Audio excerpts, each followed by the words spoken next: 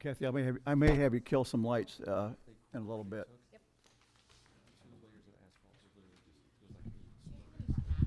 I don't. Sorry.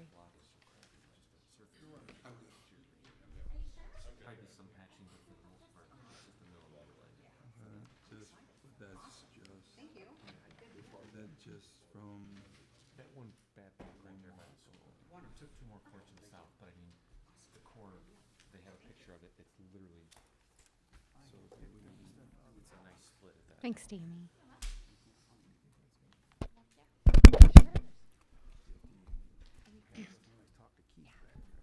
Okay, if, it is 6:30.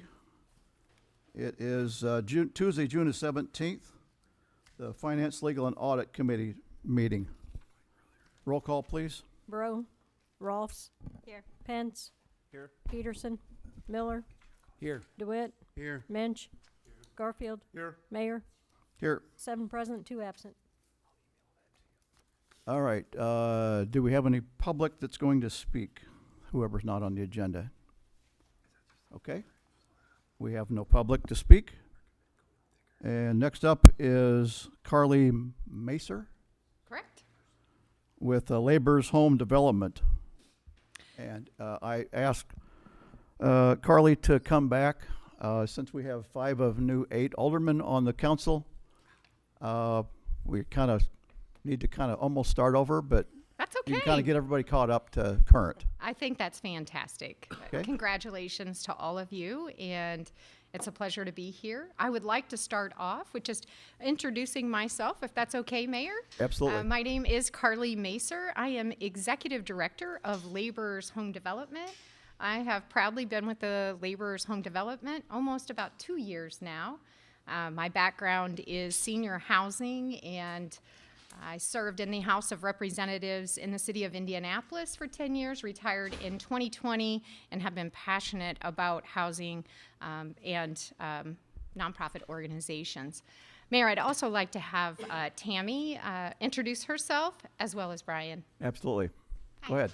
Go up to Mike. Go stand up, Mike, please. Good. Thank Okay. you. I'm Tammy Miller. I've been fortunate enough to be with Labor's Home since 2013. So I am their financial director.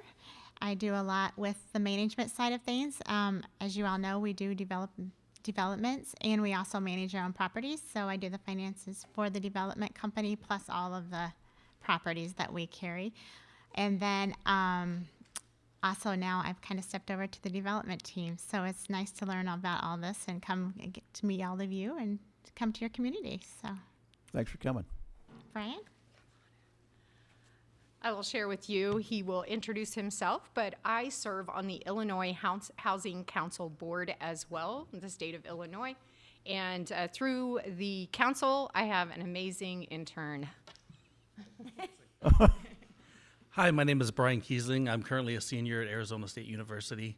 I am working with Carly and the Labor's Home Development as an intern,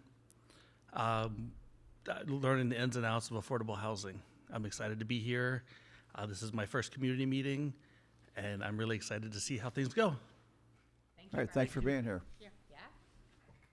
All right. Well, thank you all again. And it really is a pleasure to be here with you and kind of start over really fresh. The good things is we've got a lot of great things in place, but I'm excited to kind of take us back to the beginning and kind of start from there, if that's okay with you. And we'll go ahead Absolutely. and get started now.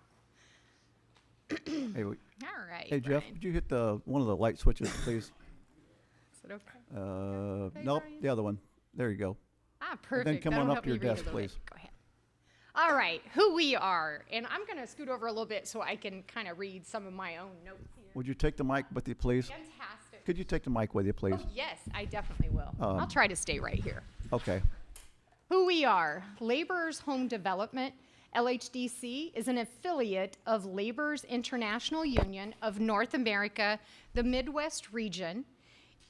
We are a private, non-for-profit developer of quality, affordable housing in secure and thriving communities. LHD was established in 1972, making us a little over 50 years now. LHDC owns and manages 14 developments with over 904 housing units across the Midwest. Of those 904 units, 202 are dedicated to independent senior living, 626 for families, and 76 units of supportive living for seniors that need assistance. LHDC housing is built with 100% union labor, creating local jobs during both construction and ongoing property management, supporting working families and union contractors. LHDC projects aim to boost local economies, civic pride, and safety while providing access to transportation, employment, education, and health care, especially via properties that interconnect with nearby services. LHDC remains actively involved in the management and oversight of its properties, ensuring they remain well-maintained, financially stable, and responsive to resident needs.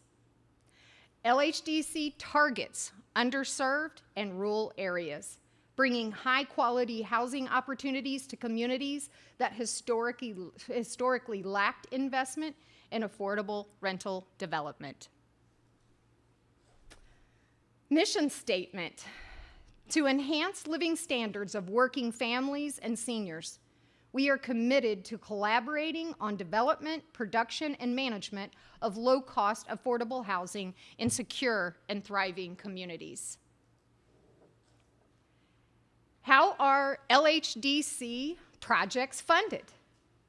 The majority of LHDC projects funding comes from low-income housing tax credit, a 9% tax credit established as Section 42 of the IRS tax code. This is a federal tax credit allocated to each state to be distributed to developers. Also, additional financial support may come from state, city, and local governments. What I did was I will come back around on my presentation to kind of help us understand a little bit more about LIHTC 2, but I wanted to kind of just go over a few things about Watseka specifically. So what I pulled from your Housing Needs Assessment and Community Revitalization Plan from your 2023 project that you all did with IDA. So the number 2 for Watseka Vision is housing. Develop more quality, affordable rental housing options for families and local workforce. That's on page 93 of your revitalization plan. Number 2, affordable rental unit survey. As of 2022, both in the census tracts containing Watseka demonstrated affordability in the rental market of at least 61% for individuals with incomes at 60% area median household income level. However, affordability varies greatly between the 9 census tracts, with nearly 82% of the rental units in census tract 9509 south of Watseka affordable to households earning 60% or less of the area median household income, while only 38% of rental units in the census tract 9501 showing the same level of affordability. Additionally, 7% of the rental units in census tract 9504 are affordable to households earning only 20% of the area median household income, and 34% of rental units are affordable to households earning less than 40% of the area median household income. This proportion of affordable rental units to households with extremely low incomes is quite low, which could indicate a need for housing at those levels. And that's on page 69. Existing housing conditions, household tenure. In 2019, Watseka had estimated 2,819 total housing units. Of the 2,363 housing units that were occupied, more than 59.9 or 3% represented owner-occupied units, a total of 1,401. Watseka's rental population was moderately high for the area, with renters occupying over 40% of your homes. All of the occupied housing units equaling a total of 962 units, and that's on page 37 of your revitalization plan. Watseka Community Apartments. By the way, that is what we are calling it officially, although the community can also have some ideas with that. But for us, that's what we are calling this beautiful community. So Watseka Community Apartments, you're gonna see here is just a Google Earth shot of the property. It's a workforce multifamily community apartments, 50 units, multiple building types, and a mix of unit sizes. Approximate site of area is 9.5 acres. 2-bedroom, 3-bedroom, and 4-bedroom units, 105 parking spots. This project is a $20 million plus project. Watseka Community Apartment Site Plan. I gave you all a site plan to look at because I know this is not easy to see. Community building for gathering services and resident programs. Pedestrian pathway connecting to Peters Park. On-site playground for children and families. Designated for working families of various sizes. Modern, energy efficient, supports active and connected living. This is a view of the residential buildings, and again, there are several buildings included. This is what our architect with WJW has put together. It's all about connectivity for Watseka. Next. This is the community building, a rendering for what we have. The community building is a very important spot for the community itself. One of the things we know for a workforce housing as far as the amenities and pieces that we are going to add to this project, we know that health and wellness and opportunities for families to gather is really important, but we also know there are a few additional opportunities for us. The community space will have a community room that will have a kitchen and things like that for the tenants to use. But also additionally, we think about some of the needs for workforce families, and it may be a computer lab. It may be a workforce area that is where we do training or other things. We may really take a look at what we can do with that space to make sure that we're thinking ahead about the services that might be needed or would be helpful for the community. So just know we haven't put all of those pieces together, but that's pretty typical of where we're at in the process. So it's really kind of up to some of the ideas you all might have for us as well. All right, and the Watseka Community Apartments, the rents, I'm going to have Tammy kind of go over. That's the sheet we gave you. I know it's a little hard to see. And Tammy is the expert and is going to explain this just a little bit to you. This is what we have put together. This is what the rents will be. The area median household income changes every year. So, and that's county by county.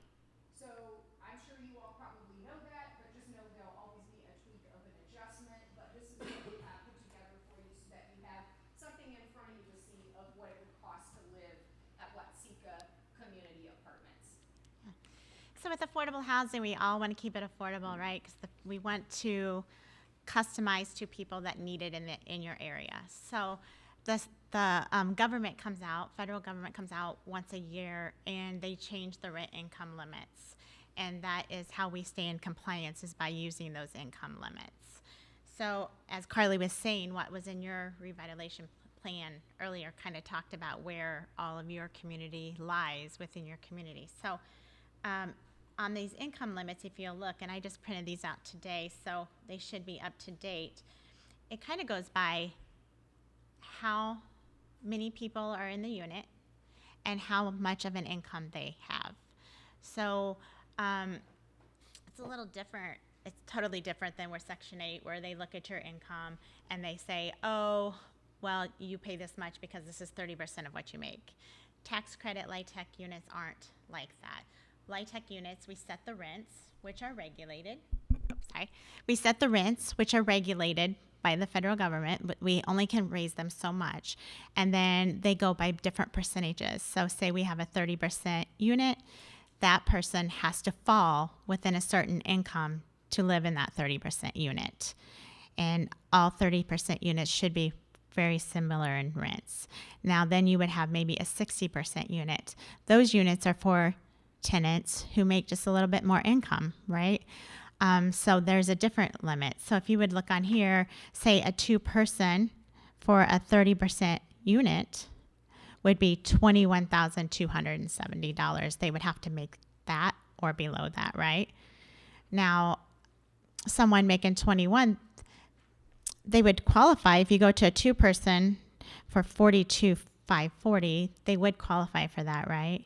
But at the same time, they have to show that they can pay their rent. So we would have to find something. They would have to have some way to show us they had somebody helping them or something to pay rent. But that's kind of how the LIHTC works. Now, if you go on down below here, is the income limits. And I won't go, there's a calculation to how those are calculated by using the income limits. And they consider 2 people can live in a bedroom. So anything like a 2-bedroom, you can have 4 people there. So there's a calculation we do by that. And they give us what they call max rents every year.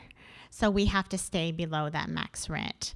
And there's something, we won't go into details tonight, but there's a utility allowance. For example, if the tenants have to pay their own electricity, we have to allow them, under that max rent, we have to include what their average electric bill would be so that we know they have enough income to pay their rent and their electric bill. So does that make sense at all? Does anybody have any questions? It's kind of detailed, but it's definitely all regulated by the federal government. So that's so you can target who lives in those units. So you're saying the federal government annually makes some changes, whatever? Yeah, they usually go up a little bit each year as, costs go up. People should be getting a little bit of an increase. Expenses go up. So every year, the federal government changes them. I don't think I've ever seen them go down. They're usually, they usually go up a little bit because people should be doing a little bit better. But we also don't want to forget that, once somebody qualifies in LIHTC, they always qualify. So we would never kick someone out for doing better. If they were under the 20,000 and were able to move in, of course we want them to do better and we want them to purchase a house or move out for some kind of reason like that, right? But they technically don't have to. So I know when I first learned LIHTC, that was one thing that really concerned me, but no, they just fall in within the limit and then they qualify. Okay. Thank you.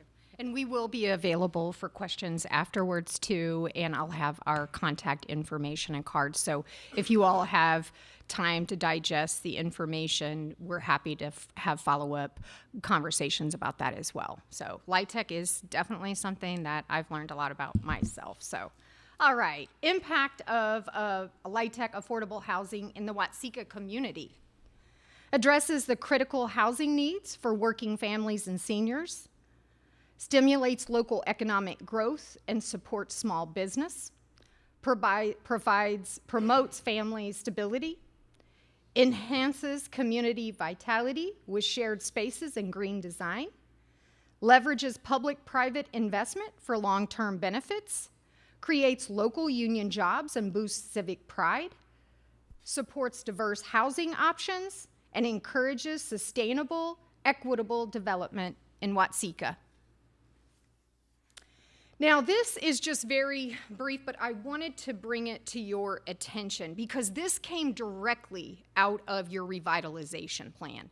So everything as far as what I have been doing for laborers, home development, I look at that, and IDA has been a big part of that plan for all of you. And so for us, it's a good indicator that your community is getting prepared for affordable housing. So it's a great tool, and I think it's incredible to have on hand, especially something as recent as just a few years ago. It's very helpful. So that is coming directly from your revitalization plan. Housing that is developed as a result of tax credit awards, what we do, may be developed in a wide variety of styles and with varying amenities. Historically, tax credit developments have included townhomes, duplexes, multi-unit buildings with 50 or more units, and scattered single-family homes. Design, tenant population, and construction decisions, while all holding implications on the cost of construction, rents charged, and many other factors that are taken into consideration during a project's application period, are ultimately decided upon the housing developer.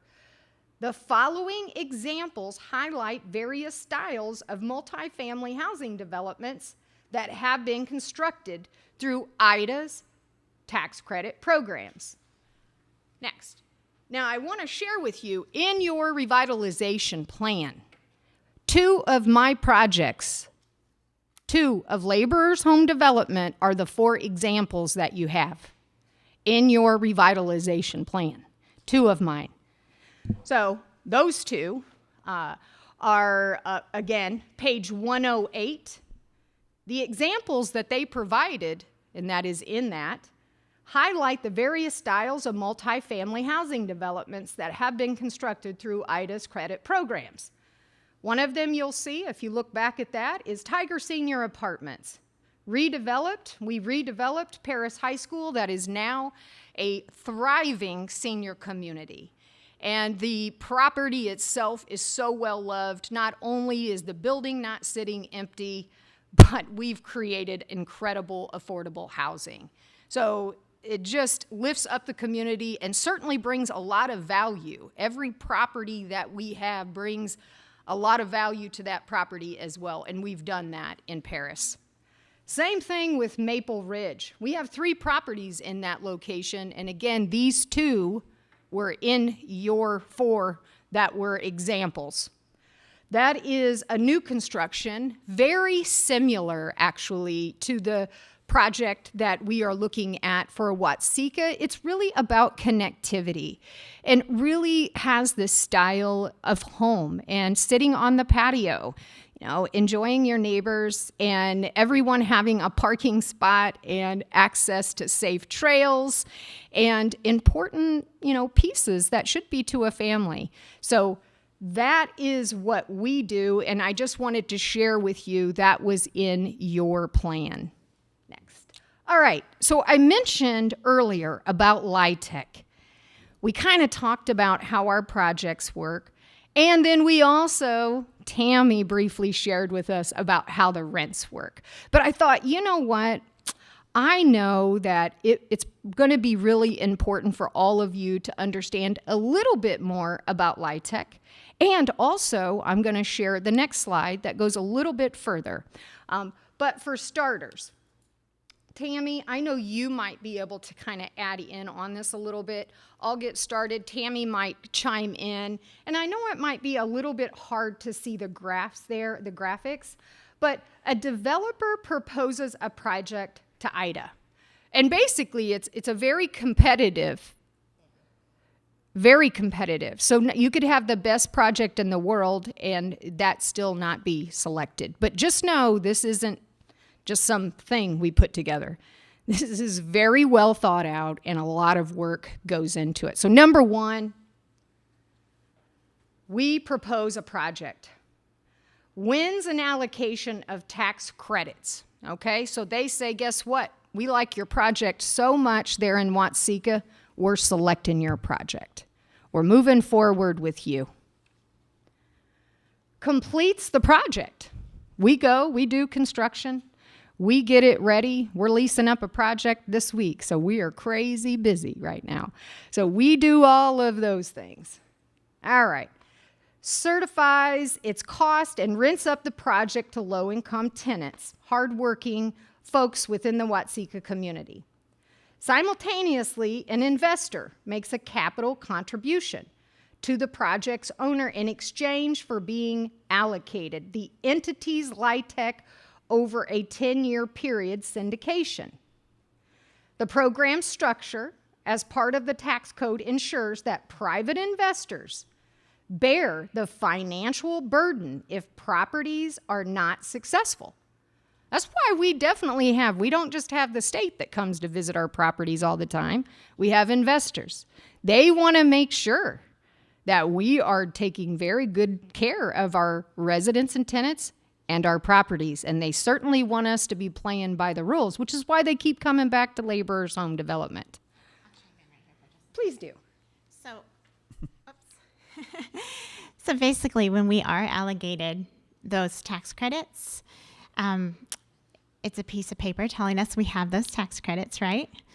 So what we have to do in meantime, where Carly's talking about the investors, the minute we're allocated, and probably really before, so the minute we have a project, we kind of already reached out to our investors, right? Saying, oh, we got this project, we're sending to Ida, just keeping in mind that we might need an investor. And then we need to find that investor, and they actually purchase those tax credits from us, and that's how we get our equity. So they give us, 80 cents for every tax credit, maybe. It just depends on where they are at that time. And then that's when they agree to it. So then they will give us the equity during the project and while we're building and at the end of getting it completed. So then that's where we get all of our funding, not all of our funding, because as we all know, there's gaps these days, right? Because you don't get enough tax credits. So we'll find other ways to fill the gaps. But basically, they buy those tax credits, and then they upfront it all, but they'll get it back in the 10 years. But they will stay in the project for at least 15 years while they make sure that we stay in compliance. Did you have a... So the funding is all coming from investors, or is any of it grants? Well, the tax credits are first. And then on a project like this, there will be a little gap. So then we would maybe go to like a home through the state, like home funds, which would be a lot of times they're either a loan that has to be paid back with low interest, or it's forgiven after so long. So yeah, we go anything that we can get to make the project more feasible and not have a lot of debt at the end. That's what we want. So any grant, any kind of funding that we can get, that, anything from the city, the state, the federal, that's just going to make the project better. So, yeah. So how I understand it is that basically you guys are selling the tax credit to the private investors so that we can get the funding to get the project started, and then also move a little bit money from, say, local government and state, and then so to get that project going. Once that project going, and then you would also have a little bit money coming in from a tenant, right? Like, is that how it works? Or? Not during the building or the construction. Okay. During the construction, we usually have to get like a bridge loan, a construction loan, because the equity comes in. You'll get a little equity when you first close the first day.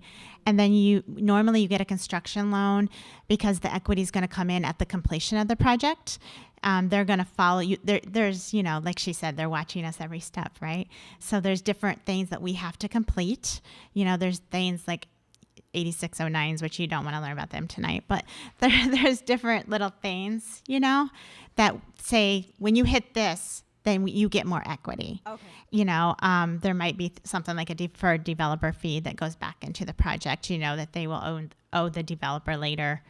And then it's paid on cash flow. There might be a loan that's paid on cash. It's just all different things to fill that gap, because the LIHTC only covers so much. There's a maximum that they can give us. I think, what is it, like 1.3, yes. Maybe 1.3 million in tax credits, so then you sell those and then whatever gap, we have to go other places. We are every day looking for new ideas. You have to be open-minded and find all those ideas that are help, because, that's what we do for. So just so you to know, give- the majority of the funding goes through them, Okay. not through the city. Right.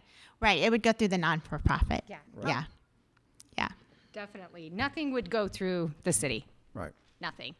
It would completely be ours. But in saying that, as Tammy talks about the gap, it doesn't matter who's standing up here talking about affordable housing. It's an issue. It doesn't matter. We work with, so for instance, she mentioned home funds. I know in Indianapolis, we're submitting a pilot program through the city. We're working with LISC, a local folks that invest, a TIF. I know you guys have done that, but the property already that has been in place here, we would also look, that would go into account as well. So whatever the appraisal of that property is, that goes towards the project. So that really helps. Every little bit really does play a role in that. So there's a lot of pieces, so we'll be talking to you more about that. But for right now with Watsika, we don't have a big funding gap right now, so we're doing all right.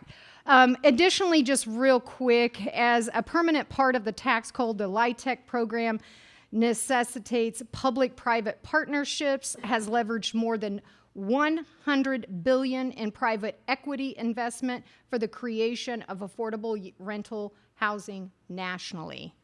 And I have one more slide. Thank you.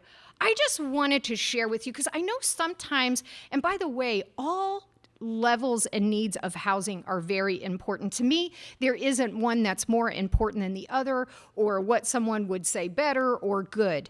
All of them are needed. But I wanted to share with you a little bit of the difference between LIHTC and Section 8, because I know sometimes people are like, oh, and by the way, Section 8 is very important housing. That is not what we are doing here and what we are doing with this project at all, but I want to make sure we know that doesn't mean that it's not good housing. It is also needed. But what we do is LIHTC, and I wanted to share the difference with you if I could. So, number one, LIHTC, Low-Income Housing Tax Credit. A financing tool that provides tax credits to developers to build or rehab affordable housing. Rents are restricted based on area median household income, but tenants pay rent directly. No ongoing federal rental assistance to tenants. Section 8, Housing Choice Voucher Program. A rental assistance program where tenants pay 30% of their income and the government pays the rest. Can be used in private market housing, tenant-based, or specific units, project-based, administered by local public housing authorities. And if I'm right, I don't even think that your county has a local housing authority to be able to do that at this time. So I want to make sure that everyone understands what we're bringing to the table here and what we're doing as far as LIHTC. All right, last, I also think this is a very important slide, especially for the folks in this room. This is important not only for you, but also your residents. So this is all about property taxes. A lot of times people are like, what's happening with property taxes, right? So property taxes and LIHTC housing here in Illinois. How does that work? We still pay taxes, right?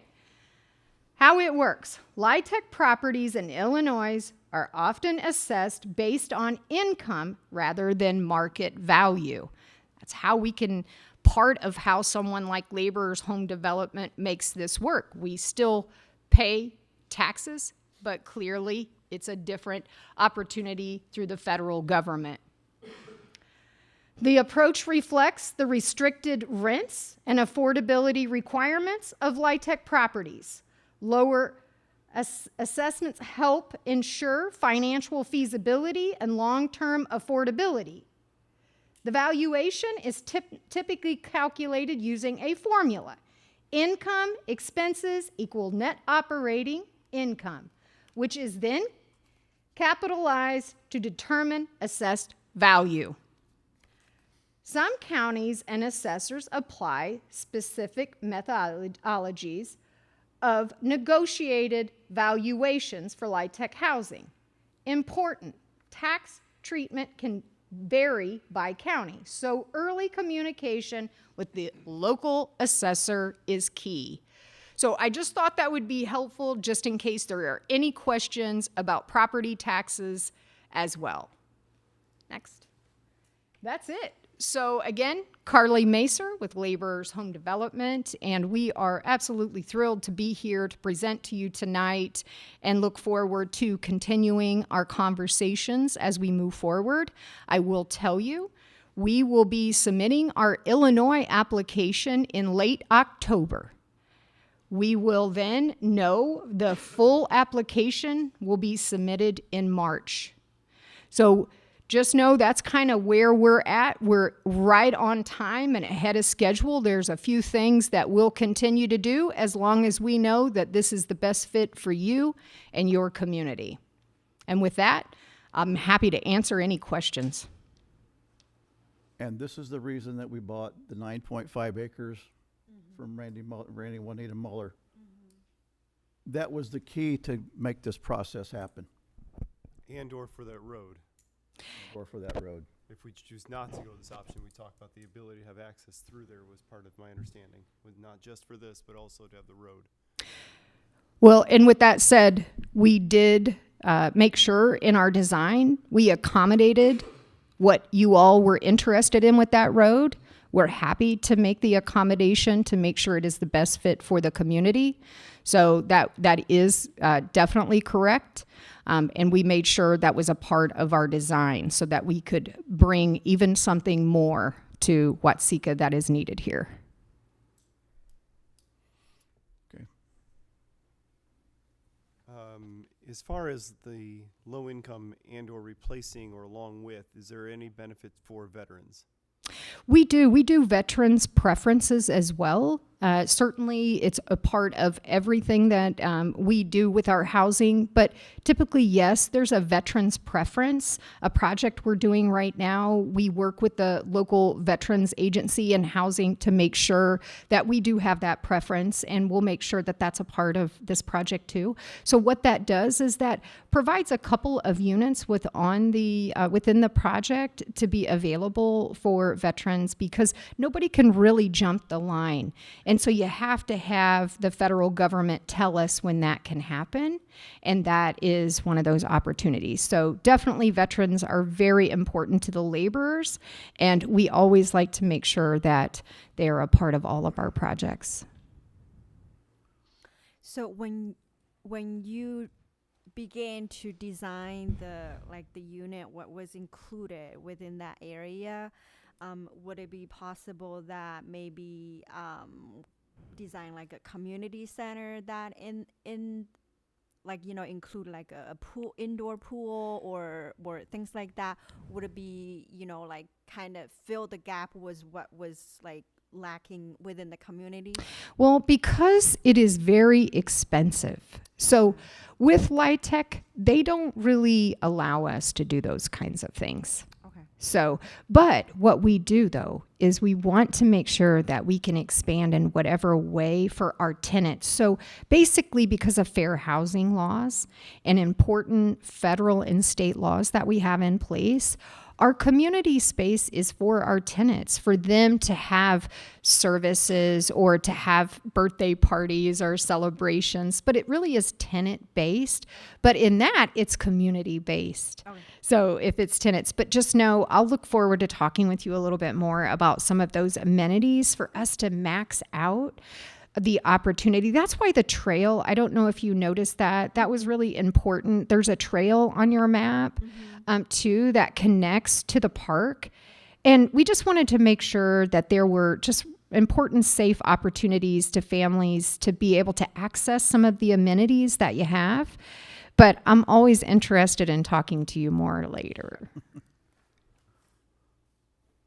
Yes. Right. It is, yes. It is a senior housing community. But I want you to know, if you look, we placed our playground very close to there because I've been in the senior housing business for 25 years and they love to watch kids play. So it's really, really nice for them that they get to sit out and see the kids out on the playground. So they like that. Just so you know, we have two visitors relating to this subject. Angel, you introduce yourself, please. Yes, Angel Crawford with Iroquois Economic Development Association. And we are excited about this. This is really a big step for not just the city of Watsika, but Iroquois County. Yeah. And I've already talked to numerous other towns that are also interested in this. And it's really going to make a big difference. It's going to be the catalyst, I think, that's going to propel our towns. So thank you, City of Watsika, for stepping forward and working on this. Yeah, thank you. You want to say something? Would you like to step up and say something? I'm Patrick Young with the Kankakee Iroquois Building Trades, so all the construction trades. Thanks for having me out, Mayor. I really don't have a whole lot to say about the project. That's a whole lot to digest for everybody, hearing it first time. So to say anything about the project, I really don't have any comments right now. Okay. We'll stay in touch. Thanks for being here. Thank you. Angel, thanks for being here. Anybody else?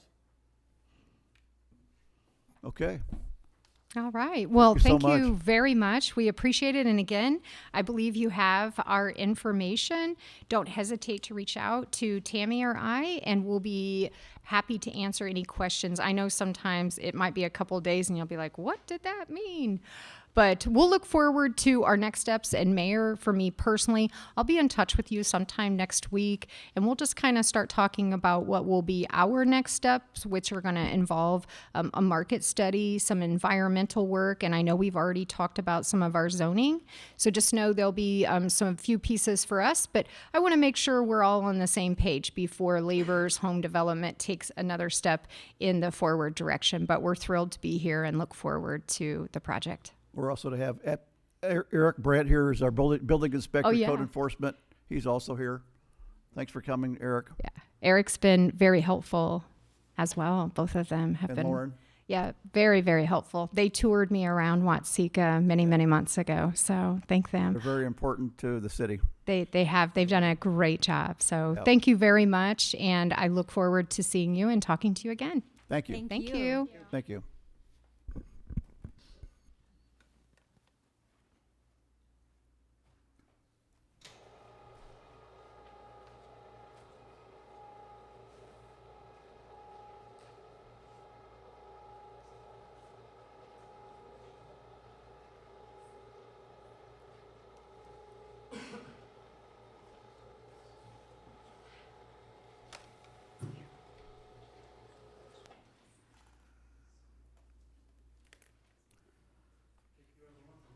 Thank you. Thank you. They're not all this exciting, by the way. Most of the time. Thank you. Thanks for coming, Pat.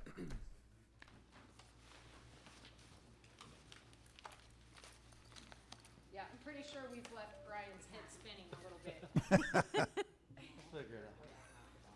Okay, next up is Bill with the community digital displays. And point that microphone towards you, please. Do a little adjustment. That's right. Thank you. Thank you. Good night. Thank you.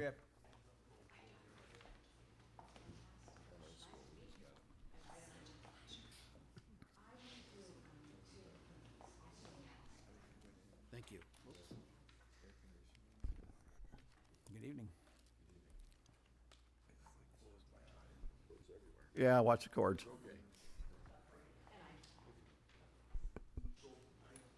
Thank you, sir. I didn't pronounce your last name for a reason. I'll let you do it.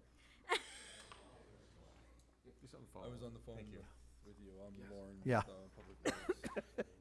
Phonetical spelling. Yeah, there's, yeah. You're good.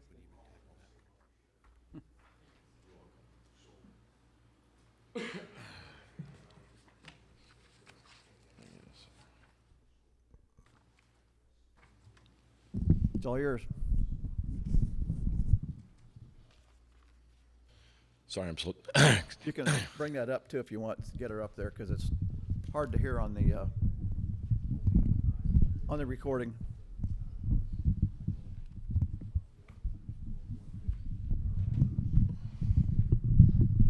There you go.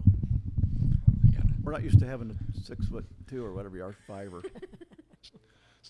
6'4". 6'4". Well, good evening, everyone, and I apologize. I'm a little under the weather. I lost my voice, so I am struggling. But thank you very much for the invite. I truly appreciate being here, Mayor and all the council members. Thank you very, very much. I don't have a formal presentation on the screen, so we're just going to kind of go through it briefly. We is everyone able to hear me? Yeah, you're fine. Okay, all right. I'll bend over a little bit, but sorry. Like I said, I am struggling a little bit with my voice. I lost my voice over the weekend, doing nothing fun, unfortunately, but that happens. So as I said, my first name is Bill. My last name is Shabilsky. Tough last name. However, I have it phonetically on my business card, so you're able to pronunciate it and call me back whenever you need to. So myself and my partner, Todd Sanders, we've been involved with outdoor advertising for a long time. And we are the owners of the company. Unfortunately, my partner would be here, but he's attending another function. So we have to conquer and divide. I handle the real estate, the public relations, the development, the maintenance, ongoing our signs, and my partner, Todd, he handles the sales and the media end of it. So that's a little bit of, you have half the company here, and the other half is elsewhere, but he wishes he could be here as well. So I'm speaking on his behalf. We're very, very active in all the 16 towns we work in. We have an excellent reputation. We're a fixture in the villages and the cities that we represent, 16 in various counties throughout the Chicagoland area. We wouldn't be here because we don't want to be here. We want to be here because we want to be in Watseka. We feel it's a good city to work in. It's always been a good city. I've been coming here since the early 90s, and there's some really good things going on, and we would love to be here working in your community from a outdoor advertising perspective. So going through some of the basic things on page 1, we're regulated by IDOT, and we follow all the rules and regulations from IDOT. There's concerns with signs. Do they flash? Do they move? We follow all the regulations for IDOT, whether it be the visibility triangle, to making sure that the signs are not blocking anything from a visibility, pedestrians. So we take everything in consideration when we're looking at some of the sites. Excuse me. So there's a lot that go into looking at the sites and picking and selecting sites, and some of those are underground utilities. If you have water main, gas, electric, anything of those nature, we do our due diligence before we do anything else to come back to council and say, well, this is a great location, but unfortunately you have a 24-inch water pipe running through there, and that's actually not going to happen. So we do a lot of due diligence, basically. That's what I'm trying to get at. We are members of a lot of different organizations. We are members of Geopath. Geopath is similar to Arbitron, Nielsen's, so they rate all our signs, impressions, how they look. They do a very, very good job of looking at the height, the visibility, and the obstructions, whatnot. So we're members of Geopath. We're members of the Outdoor Advertising Association, which is also national. So that's a national trade organization. We're also very, very active members in the Illinois chapter of Outdoor Advertising Association, in which my partner Todd has been the past president over 2 terms. So we are very involved with all capacity of advertising. And we're also members of the IBO, which is the Independent Operators, and that's really a national organization, which we're part of as well. So, next page, benefits to the communities that we work in. It really is endless. You have festivals, you have functions that go year round in the city, and all the villages and municipalities we work in take advantage of our signs to the full extent. Every single city and village has year-round activities, and we broadcast that to the residents. People are coming through the city. Oh, by the way, they have a rib fest, or they have fireworks or whatnot. So we work very, very closely with city staff that we have a calendar, whole year's worth of calendar, sometimes 2, and we go through and say, okay, when would you like it posted? When would you like it removed?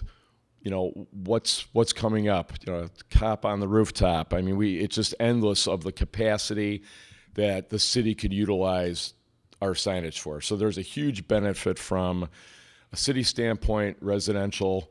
It's letting the residents know when the trick-or-treater hours are. So you're not getting the 30 to 40 or 80 calls saying, hey, when are the trick-or-treating hours, right? We post things like that, just the constant reinforcement of messaging. So, and I'm not going to, I'm just going to talk ab lib, but you could look through some of the things that we do focus on. But I mean, there's just it's endless in terms of what we do for the residents, the community, and the business folks in town.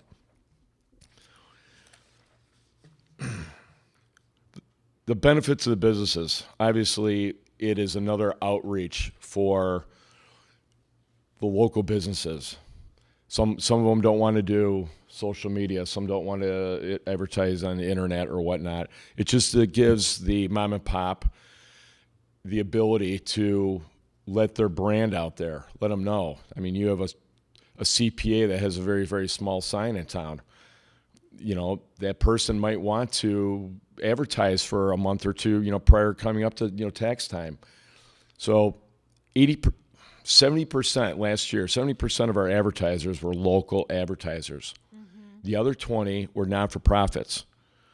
The other 10, more or less, were national, some of the national ads. But we're mom and pop advertisers. I mean, we cater to the local businesses. We want to make sure that they're successful, whether they're advertising for 4 weeks, a whole year, whatnot. But we work very, very closely with our businesses because if they're not successful, we're not successful. And we want to make sure that they come back and they are a pillar in the city. I've canvassed the city probably 9 months ago, and I came back, and there's some great, great businesses, and they might need another avenue. So I have Boy Scouts at home. We're not-for-profit. We have no money, So when you have a pancake breakfast, or when you have baseball or softball or whatever, the tryouts, people wait till the last minute. We're human, right? So we advertise for those folks 2 weeks prior to registration or whatnot. So we work very, very hands-on with the community and all the business players. So obviously, any of the businesses in Watseka, you would see some form of increased revenue from the tax base, right? It's just natural. So if you have businesses that are advertising, that should be bringing in more foot traffic, whether they're coming through, through Gilman or Crescent City, wherever, cruising down 24, down 1. There's people coming to town. If they know what's happening in town, they could patronize. Like, I never knew you had a dance studio. My wife's a dance teacher, so I look at certain things like that. It's just endless. It really is endless in terms of what you could utilize the signs for. So, next page, the benefits to the city. We take care of everything full turnkey. So everything from the survey to the construction to the maintenance of the sign, ongoing maintenance. We have little under 60 signs, like I said, in 16 towns, and all the signs are monitored 24/7 by a third party. So if something goes astray, if there's an electrical surge, or if there's something going on with our displays, within more or less within 24 hours, that sign is repaired. Because we have advertisers on there, we want to make sure that their advertisements, are not diminished. It's, so we make sure that our signs are repaired. Anything mechanical is going to break. It's just when it's going to break. So that's why myself, my partner Todd, our electrician, and our sign installers all get notifications. We know when the storms are coming through town because we might get a surge here and there, and next thing you know, power out, 10 minutes later, power back on. So they're separately metered. All utilities are underground, so you don't see anything above grade. Later on in your packet, you'll see a few illustrations, just a snapshot of some of our signs. But all the signs we have the city or the village name, whether it be the village, whether it be the city. We typically would like to do like a backlit channel letter, so it's illuminated in the evening hours. Those are all on. Those are all regulated. So if the ambient light, if you have a really bad storm coming in, and those signs will be illuminated. So excuse me, on all the signs, there is some type of seal or lettering, basically lettering. Watsika's pretty easy. We work in some villages where it's quite long, so you have to minimize. We have to think about those things, but Watsika would be pretty easy because there's not too many letters. So anyhow, all our construction are done by union laborers, prevailing wages. We work with the best people in the industry. We do. They construct our signs. They maintain them. We've been using the same crew since day one, and we like our relationship with all our vendors. And our other vendor, Watchfire, made right here out in Danville, not too far away. When I was in the billboard industry and buying millions of dollars worth of product, we wanted to make sure that we selected a good vendor. So we went around the United States, Pertner, and we met with the engineers and the R&D and the programming. We made a great selection on partnering with Watchfire because we think they're outstanding company and we only use their product. And they happen to be in Illinois, they were actually my last stop. So the benefits city, obviously I've already touched on a few things, but the police department, the fire department, public works, they have the ability to chime in to the sign anytime they need to. If there's a Amber Alert, any type of alerts that are going on, if you know that there's going to be a water main break that's going to last a few days, not too long, avoid using this street. And believe it or not, it's very, very effective. Mm-hmm. It is, because people, they see the signs and they take note. Mm-hmm. So they're like, hey, this road is closed for X amount. Great, wonderful. How long is it closed for? So if the I may city. Speak, so if I may speak this, do we call your company to make the changes in an emergency situation to change the sign, or are they going to have direct capability of doing something on the sign? Great question. Depending on, because there's high level of security on our signs. Right. So we it's the checks and balance, where you're almost getting the retinal scan. So if there's someone that is proficient, it's really not too hard. But if someone at the PD or the fire department or public works, whatever, if it's very, very timely, you have the capacity of getting in the sign. But if it's a planned episode or event, we prefer to kind of do it on our own, just to limit the exposure of sign. Absolutely. Yeah. So, but those happen. I mean, a lot of things happen. If there's a if there's a missing person, work with us. We have those in Joliet, running in Joliet and Romeoville right now. And if the person is found, we need to remove the ad, or, just make sure that, it's not running anymore, because, people do call in. They'll say, oh, we think we may have seen this person. So they get a lot of tips that way. So, but someone in staff would need to be knowledgeable on how to post that and have the credentials, which we could furnish them vis-a-vis Watchfire.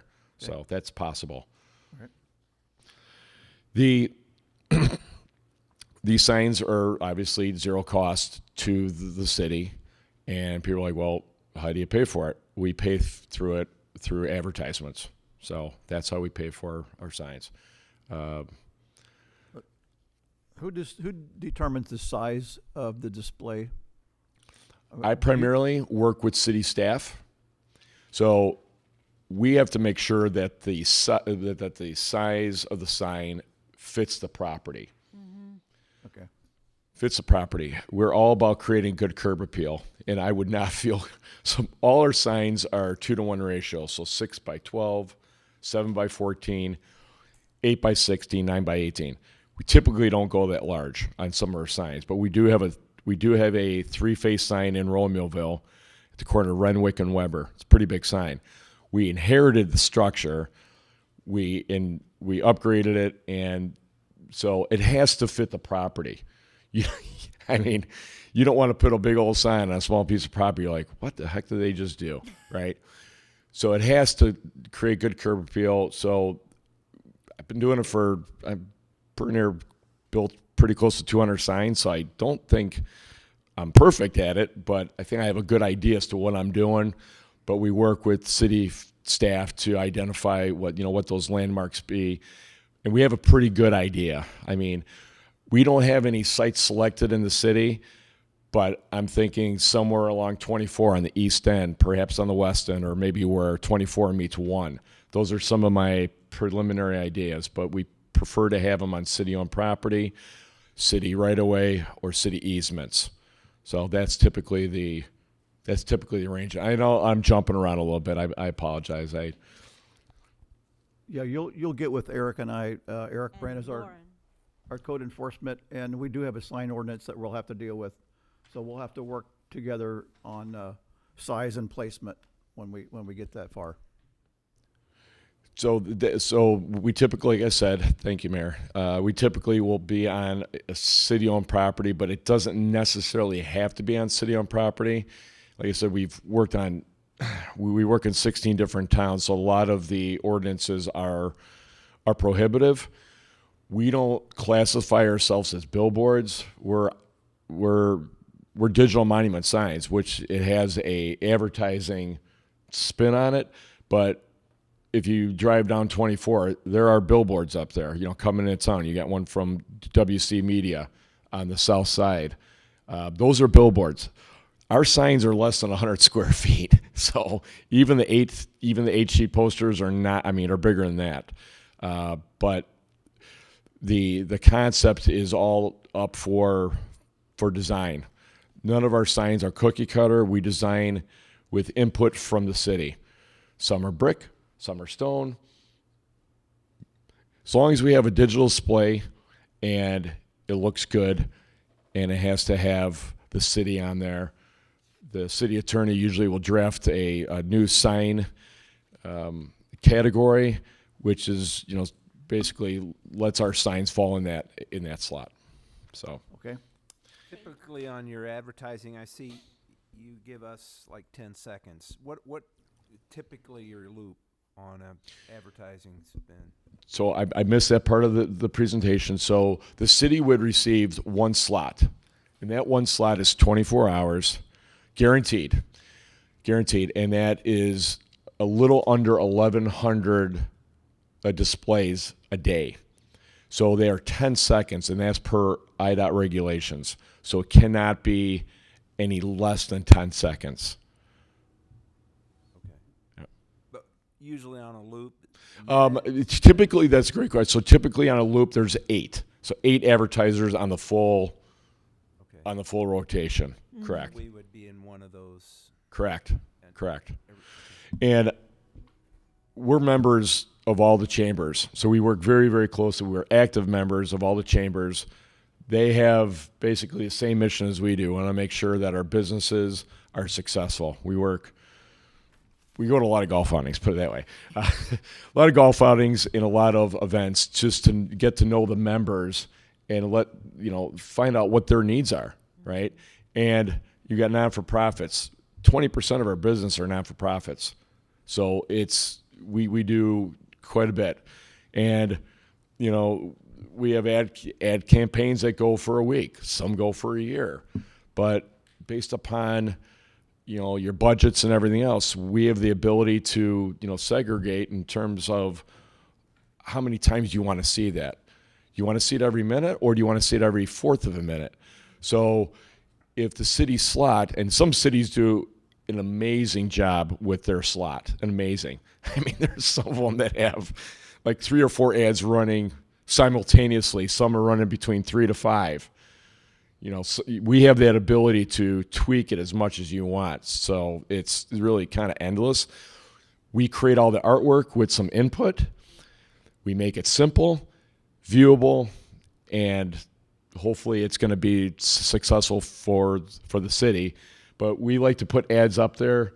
They're good ads that you're able to read it because you might only see it one slot. So if we typically like to be at a stoplight where you might see 2 or 3 impressions. That's great. But at some point in time, you're going to see the sign. I could stand up here for hours and tell you about all the stories, the success stories of advertisers. And I'll just tell this one quick one. We have a sign in Oak Lawn at a gas station, and he opened up. He's like, "What are we going to do? What kind of an ad, open now?" This like, "Well, let's go through your store to see what you have in here." I'm like, "Oh, you got a Slurpee machine. Great. Okay." It was during August when the sign went live. I go, what's your lowest cost point for Slurpees?" I'm like, "Can you sell them for $0.25?" He's like, "Oh, I don't really want to, but yeah, I could sell them for $0.25. Sure." So we put them up there for $0.25. Within 2 days, I got a call from the police chief saying, "You got to shut the sign down because we've got traffic problems. They're backed up along Cicero Avenue." And it was like a funeral procession. There's so many cars lining up, and there was not enough ingress and egress for all these cars. I go, "No problem. We'll take off." And he's like, I'm like, "Wow." He's like, "That's amazing." He's like, "Well, they were in there buying chips and everything else." Well, that's just one case study of how people are seeing the signs depending on what time of year it is. And so. Well, I talked to Amanda Hibbs. She's our president of the Watsika Area Chamber of Commerce. She's very excited about this. Yes, I am too. We have wooden signs up right now that have been up for quite a few years. So she's excited to get involved in this. So. Well, those wood signs, I mean, I love wood signs. I mean, and they're tasteful and they're good looking.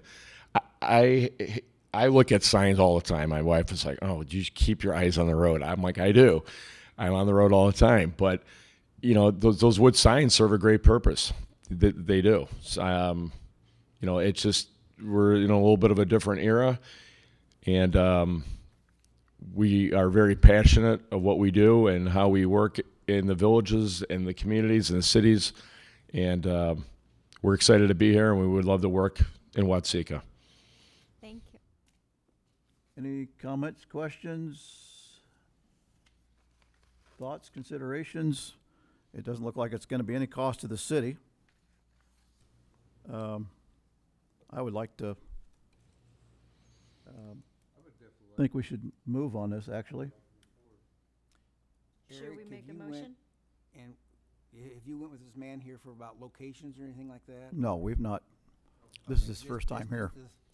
First time here. That's why we typically will come in with perhaps some renderings with some locations. That's why I gave you just a little illustration of just a snapshot of some of the signs that we have. That's not all of them.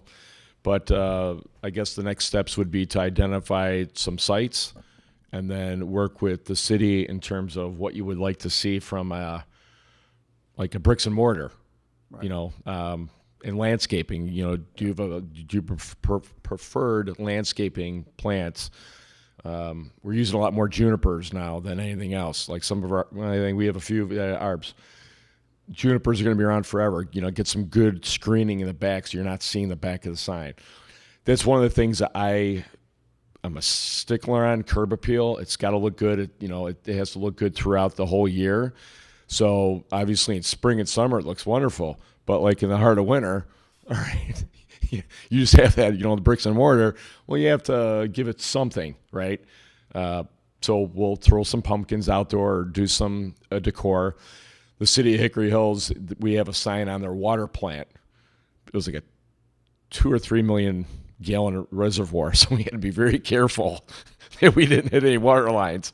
And they do a great job with their decor. I mean, they're like, is it okay? Sure, no problem. So they put big ornaments and presents and whatnot. So the community, they definitely, they rally around it, and Yeah. we're a fixture. And Talking one sign or multiple? great question. We typically will, depending on the feedback, so we would probably go in with one and see if there's some good traction. I'm thinking myself, just by canvassing your city, that 2 would probably be maybe the max.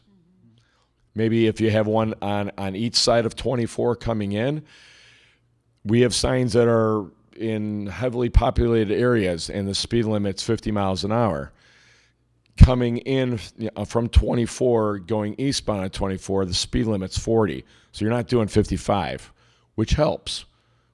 Probably people aren't doing 40, but for the most part, you might be able to see, you've got, a pretty long dwell time. So you might be able to see, 2 of the advertisements, which is not bad. So, that's a good question. I don't really foresee any more than 2, but you never know. I mean, we might have a great response.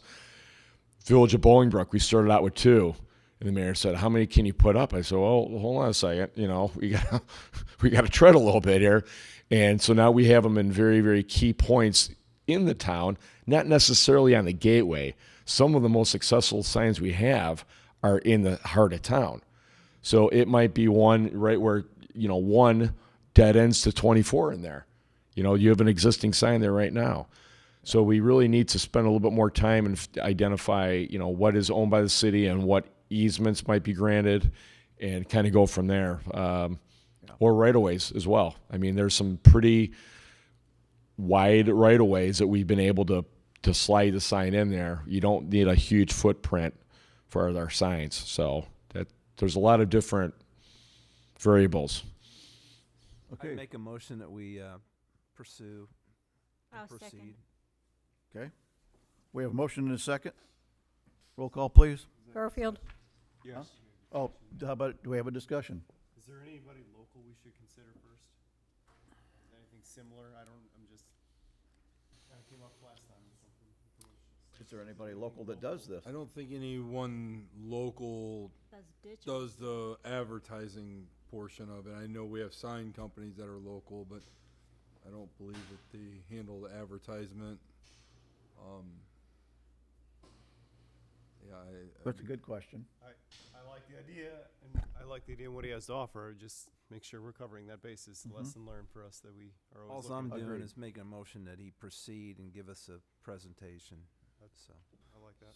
So Mayor, I think step 1 would be to meet with Bill to look at the lay of the land, locations, make sure that it's feasible Okay. and obtainable for land, because, obviously we're limited on land throughout Main Street and, What- s- The so, current place I'm thinking of is out by the Smiley Face Water Tower, which where is- we own that property, and there's also a wooden sign there. That's my doable. first thought. I don't know if you saw that when you came in or not. Or on the west side of town is Smiley Face Water Tower. We own that property. That's all. It's our first sign that when you come into town. K Park area's got a lot of traffic and Okay, park, Good opportunity with trains and Yep. sit and watch them too. yeah. Every stoplight's got 3 minutes, Lauren. We So I guess my question is, he's already made his Sometimes present. 45 minutes, I mean. He's already made his presentation, so, I don't wanna wait another month and, I mean, I don't think you really need a motion to pursue, to meet, to get renderings and locations and Right. have them come back with a presentation with these are the locations, and at that point, I think you would make a motion then, Agreed. right? just Yeah, agreeing to agree. explore it and, Yeah. and get a final proposal. That's what I was trying to. I would agree Yes. with that. okay? So that's your motion? Yes. Okay, we have a motion and a second. Everybody good with that? Yeah, all in favor. All in favor? Aye. All right, thank you, Bill. Thank you for your time. I appreciate it. And sorry I'm a little muffled. I usually have got a more That's okay. vibrant voice, but my wife is very happy. You did well. We'll get with you and Eric. Eric and I will get with you and we'll go to the next step, I guess. Very good. Thank you. Thank you. Have a good evening. Thank you all.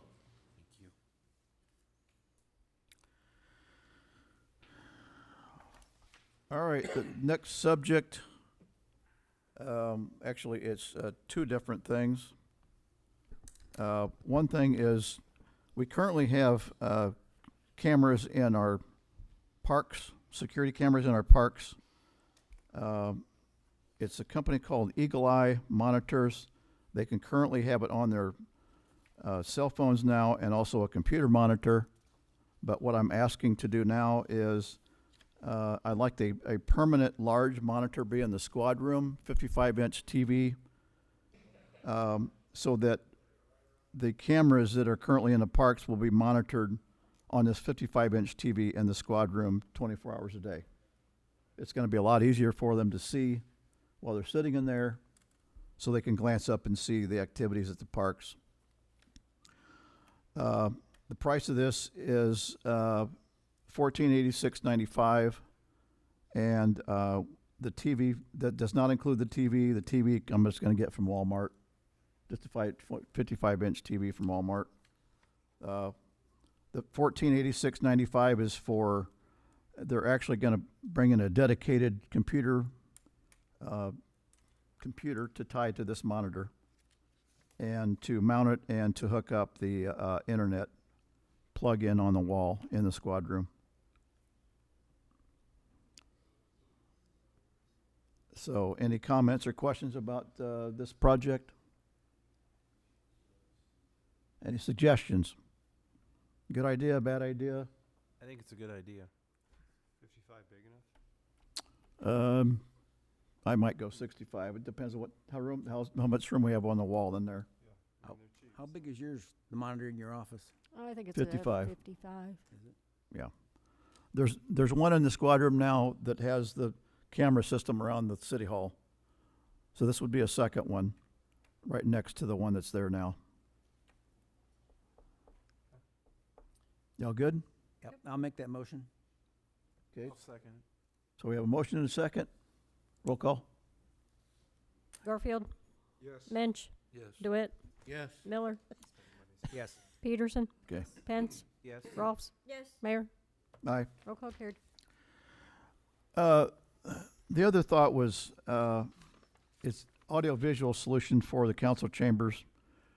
That was a great example tonight, was this projector that's in the ceiling here in the council chambers is original to the city hall.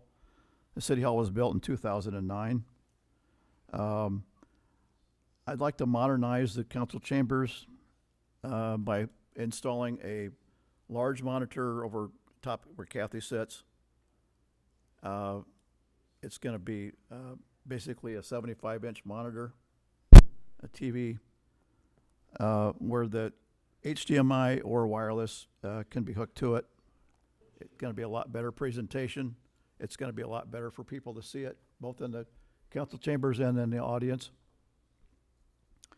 The quote you have there is for actually 2 locations, one over on each north and south end of the council chambers. And we also have a quote for electrical to hook up, to bring electrical outlets down the walls to hook the TVs up with. This is just an idea. I guess I'm gonna fess up, it's my idea to bring this improvement to the council chambers. As you saw tonight, it's kind of not perfect to read. It's a little bit hard for the presenter to show something on the display. So it's up to the group, it's up to the council to see whether they want to do something with this or not, or just table it. The electrical is also quoted from Reuters. We can get local if you'd like to get a local electrician to do the work, that's fine. That'll give you an idea of what it might cost if we have a local person do it. It might be cheaper. So we need to add these two prices together then? 49.42 and the 19.50? Yes, like I said, it might be cheaper if we do a local electrician. So I don't think it's would exceed that. Now, the only thing is, again, these prices does not include the TV monitor, which I'm going to get from Walmart, which is going to be about, I think, a 75-inch TV now is about $600 from Walmart. And if we do one, then you don't have to do the 49.42 either, because then it'll just be half of one instead of two. This quote was for two, and for the electrical installation for two. If you don't want to do that, or if you don't want to do it at all, if you just want to do one, it's obviously going to be less money than that. But this quote that I have is for a one on each north and south walls, 75-inch. I'll get from Walmart, about $600 each.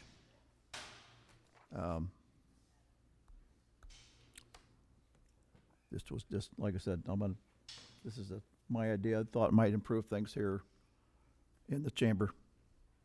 Are you looking to do more electronic and?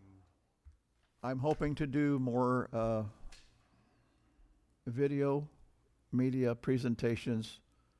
We're hoping to do, and that's another line here for the city, to do more marketing. I'm hoping to do more videos. Obviously, we'll have more people bringing in presentations for vendors.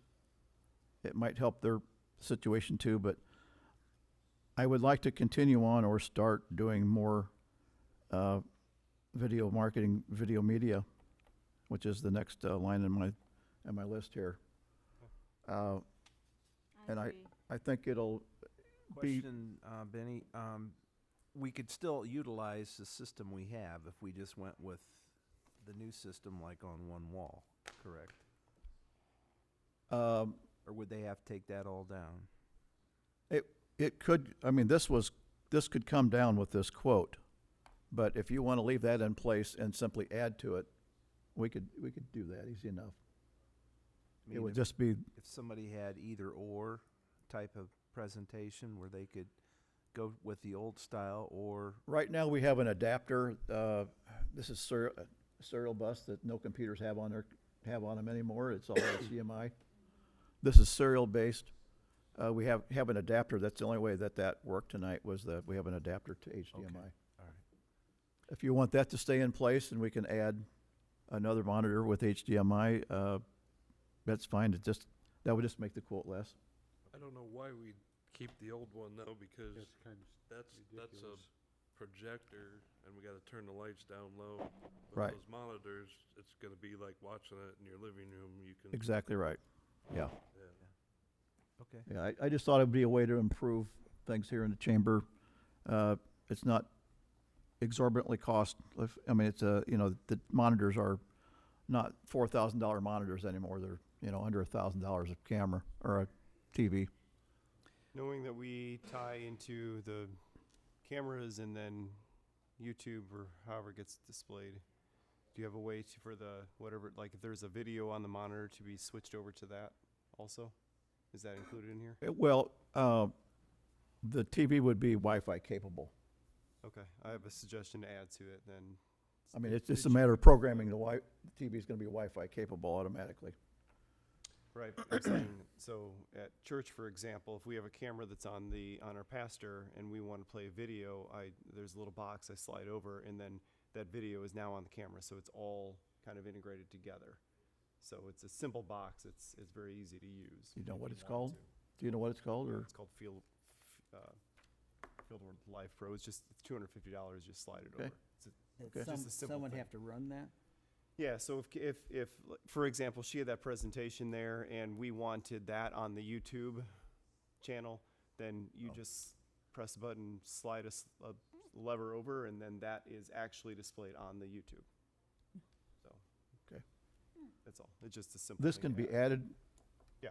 at it's any, can be literally added the at any HDMI point. plugs in and then it goes back out. This So, can be added at any point then. absolutely, it's a simple Okay. thing.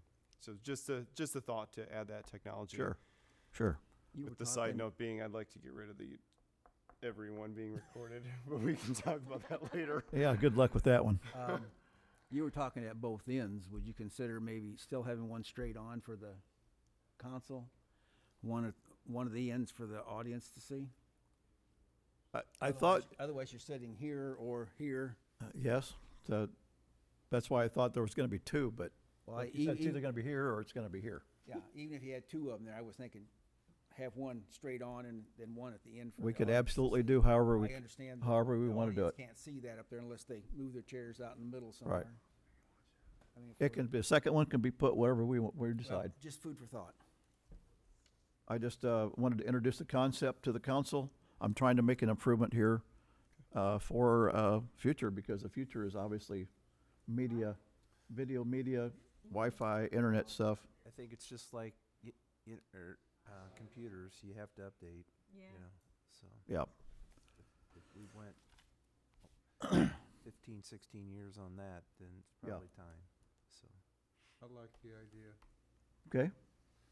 I'd just like to see us do the electrical our own, Yeah. or, you know, Okay. do that. We can get a local, Yeah, try to keep as much local as we can. Okay.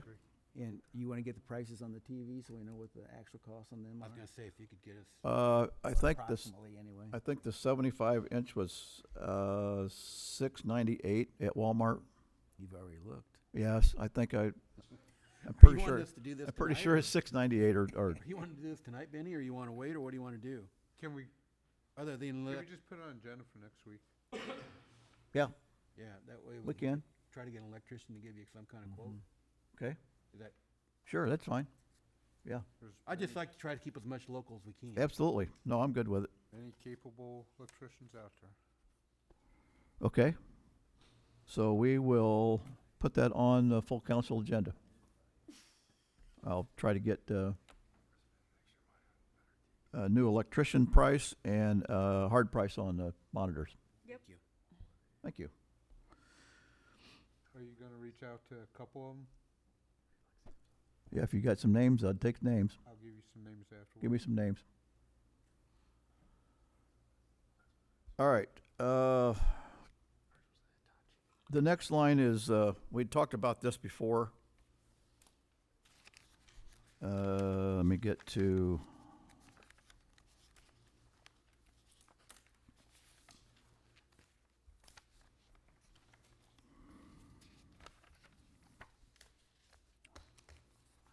Where is it? Did you all see the letter from Phil? Yes. Yes. Okay.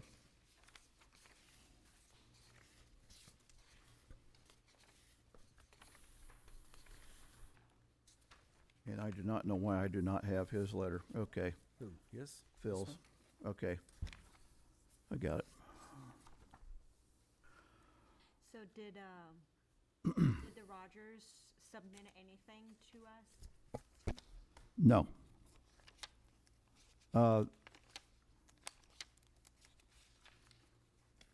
This was brought up again because we tabled it last time. Phil wanted me to read this letter on, to the council and in public. And also, by the way, you all seen a copy of my check to Phil? I did that for a purpose because there was, I have been told that I owed Phil a favor by doing my campaign, and that was not the case. I paid for his services. There's a copy of the check of what I did in February the 17th. And if anybody would like to see a copy of it that's in the public, I'll supply it anytime they want. So it was not free service.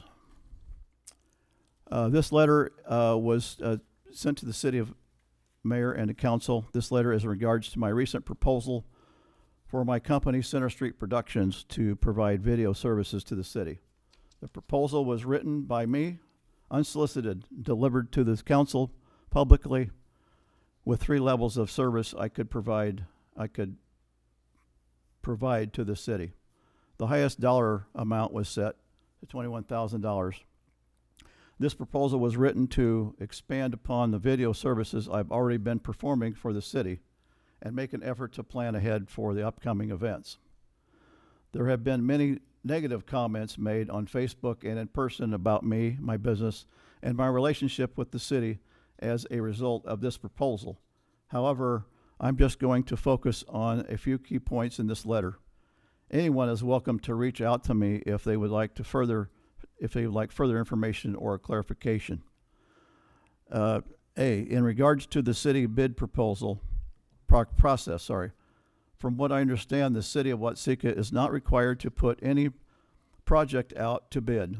The state law outlines a process where in a community of less than 500,000, any municipal project over $25,000 is required to either, number 1, be put out to bid, or number 2, be approved by 2/3 of the seating aldermen.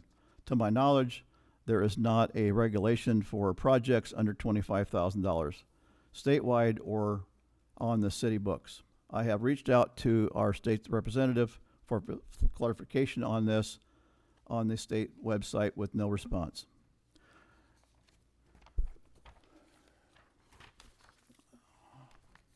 B, in regards to a monopoly, there was an accusation that I am creating a monopoly of some kind. There is nothing in my proposal or inherent in this act of accepting my proposal that excludes any other professional in the marketing space to bring other proposals to the city. There's a lot of work to be done to promote our city beyond what I am offering in my proposal. I discussed this in my initial presentation. In regards to political payback, there was an accusation that I did a favor for the mayor in creating a free campaign video for him. This is a false accusation. It is true I created a video for the mayor campaign. I have a paid invoice, bank deposit, and canceled checks to prove that it was not free. Additionally, I delivered the video to the mayor to handle it as he saw fit. I did not publicly endorse him in any way, and I did not share this video on any of my social media pages. This video did not give our current mayor an unfair advantage. His opponent, with the help of other local businesses and other candidates, posted many live and edited videos that received much more attention. The mayor did not win solely because of my involvement in his campaign video. I also didn't turn away or otherwise exclude any other candidates from working with me. Our current mayor was the only candidate who asked me for help. In closing, thank you for your continued consideration of my proposal. Despite the negativity, I am still willing to serve the city if you accept it at this time.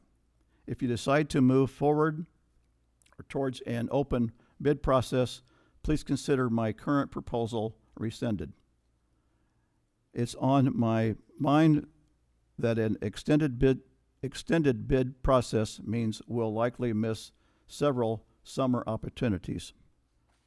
And he says, I am grateful for your input and thank you for the time investing in our community. I told him I would read that at the meeting, live. I still think that we would like to continue doing video media for marketing. We just had a presentation tonight for marketing the city with our digital signs. I think it's important to let people know that don't live here, even the people that live here, but people that don't live here, a reason to come to Watsika and what Watsika has to offer. Absolutely. And the only way we can do it is to hit social media, the internet, digital displays, people driving by. Videos. I think we need to move Watsika into that realm so that we let people know, that we're here open for business. So I still think I'd like to hear from anybody else about this subject. I would like to say something. I think the promotions of Watsika is a good idea. Working with Public Works, I think we have an opportunity this year because we have a lot of projects on the docket, and we're missing a real good one with Martin Avenue. It's almost coming to an end, and we have no video, no nothing of it. It would be a good project that we could have helped showcase what is going on in town. We have some water projects coming up. I mean, I think it'd be a great opportunity. Not saying one person or the other necessarily at this time, but I think it's something we should be considering. I think I want to make clarification that, and Phil said it in his letter, this is not an exclusive to Center Street or to Phil. We will take help from any media company, either locally or even somewhere else, to promote Watsika. We want to get the word out. And if it's not Center Street, it can be anybody else here in town. We have a couple of other potential companies here in town that we would enjoy using and like to see what they would have to offer.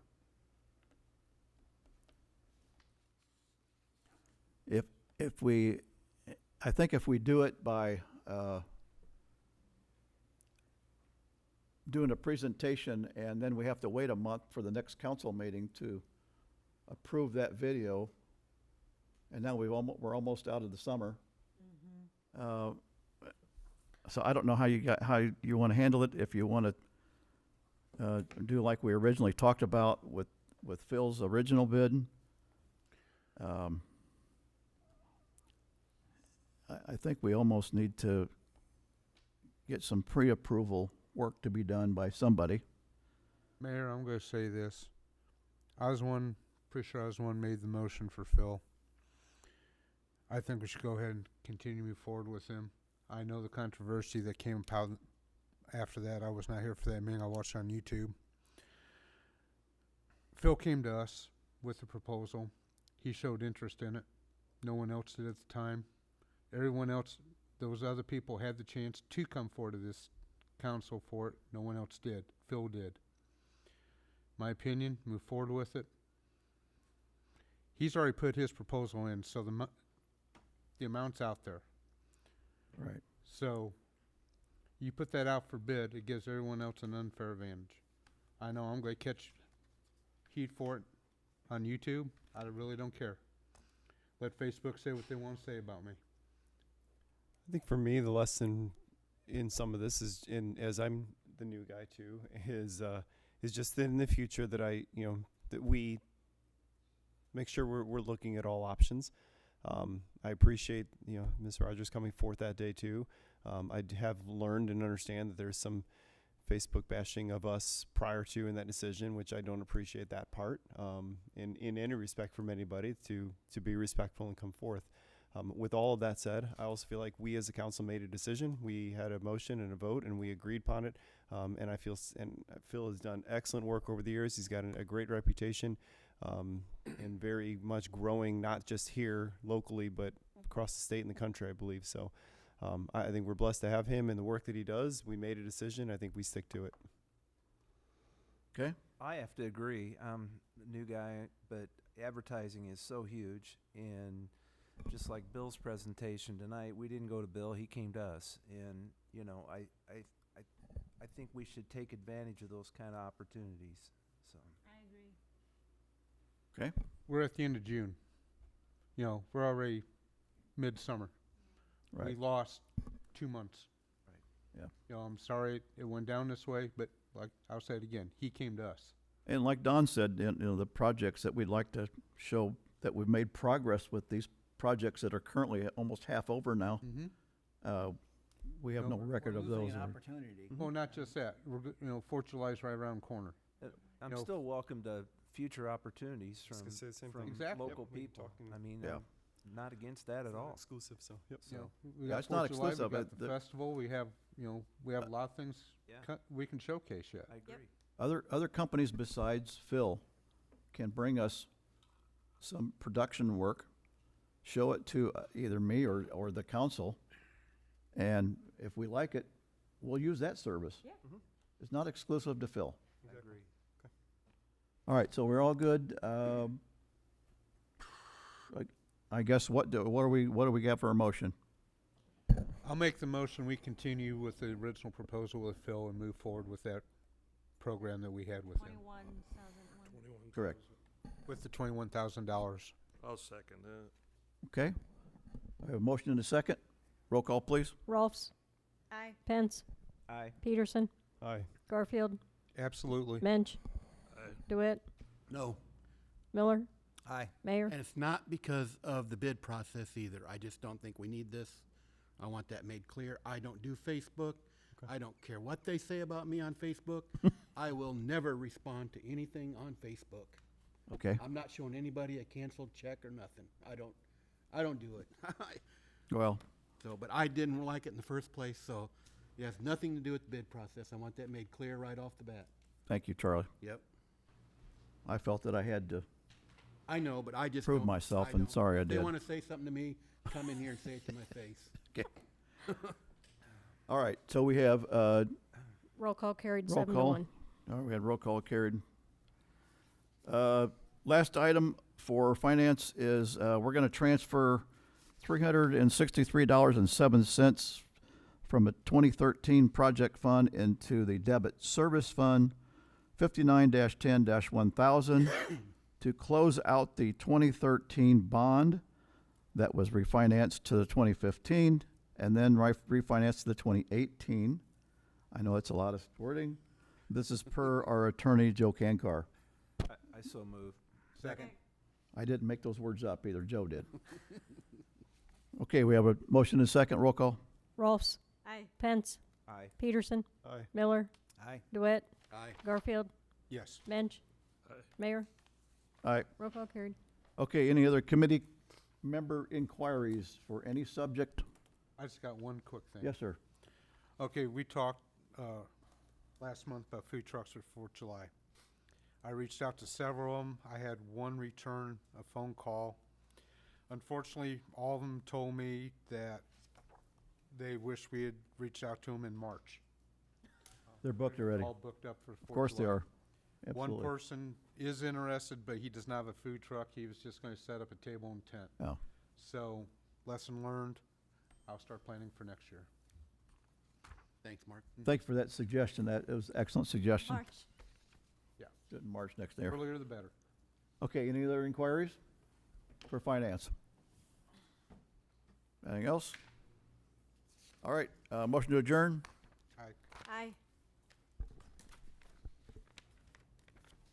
Roll call carried. Roll call carried. Yep. Okay. Bill, you Ian, probably want to go anyone home. need a break? We have Public Public Works coming up Works. now. You ain't gonna want to stick around for that. It's an all-nighter. Sure she does. You want to go You home. want to go home. This is exciting. I appreciate you coming in, though. Thank you for coming down. Thanks, Thank you, guys. Angel. Thanks for coming you. in. Thank you. Thank you. Thanks, Good Bill. night. Thank you. Phil Shabilsky. Yep. All right. Okay. Well, you're done. Public Works, call the meeting to order at 8:15.